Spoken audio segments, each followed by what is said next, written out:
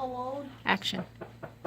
Okay, the title of this reading is In the Grip of Graffiti.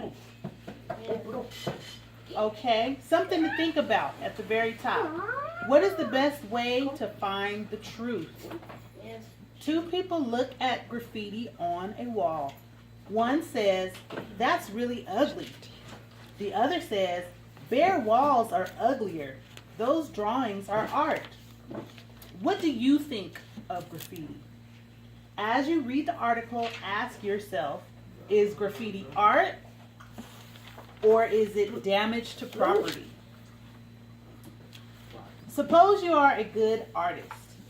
You like to paint with bright colors and you like to paint on empty spaces, outside like walls and doors. Can you see? You evaluate your work and think it's wonderful.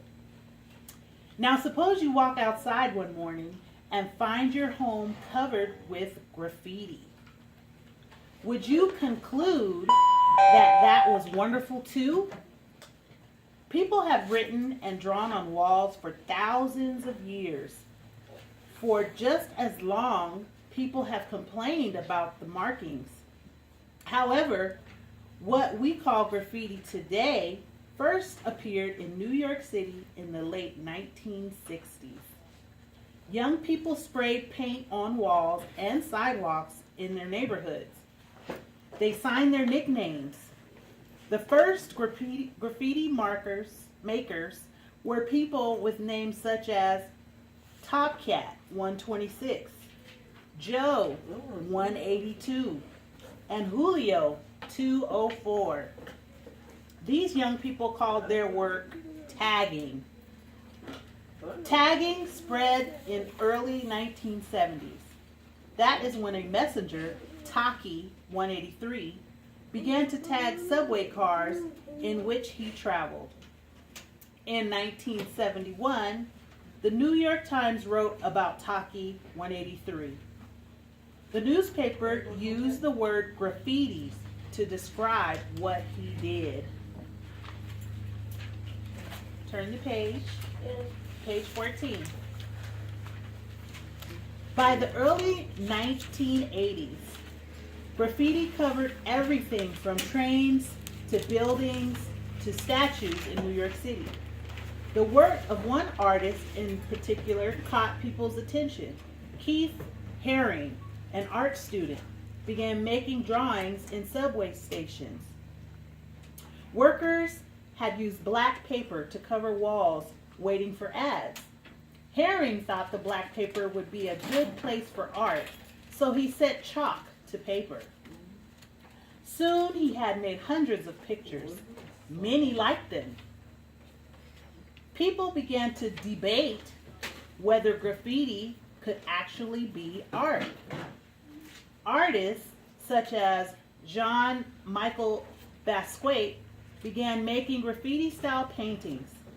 Art galleries sold the work of Basquiat and other artists like him for thousands of dollars. Dangerous and costly.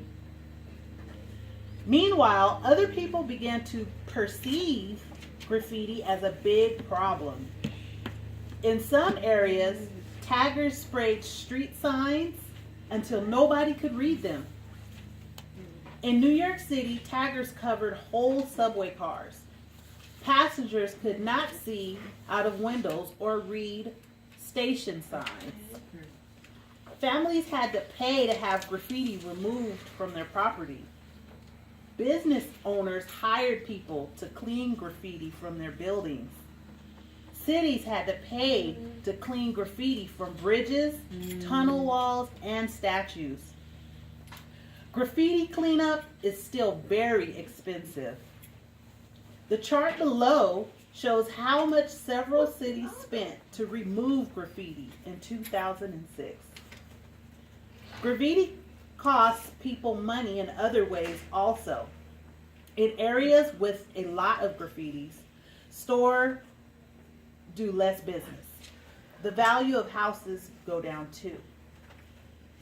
Why do they do it? Drawing or writing on property without the owner's permission is against the law. So why does it continue? There is no single answer. Many taggers like Taki183 use tagging to let people know who they are and where they have been. Other graffiti makers use graffiti to spread ideas about politics, life, and society. For example, graffiti makers sprayed "Save Our Jobs" on buildings in neighborhoods where many businesses had closed. For still other graffiti makers, painting pictures is a strategy for showing off their talent. Some of these would-be artists believe they are making cities more colorful places to live. Wait, not quite yet. As one graffiti maker put it, sure, painting on someone's house or writing your name on a wall is not a good thing. But you're saying you'd rather live in a metropolis, gray-walled city housing with nothing but narrow-minded, robotic people. Yeah, I know robotic. Given the problems that graffiti causes, however, some people have to come to the conclusion that it does not really matter whether graffiti is art. When someone writes or draws on property without permission, it's a crime. That is one thing about graffiti that is not debatable. Below are wrap it up questions. Please feel free to answer the questions. Thank you for listening.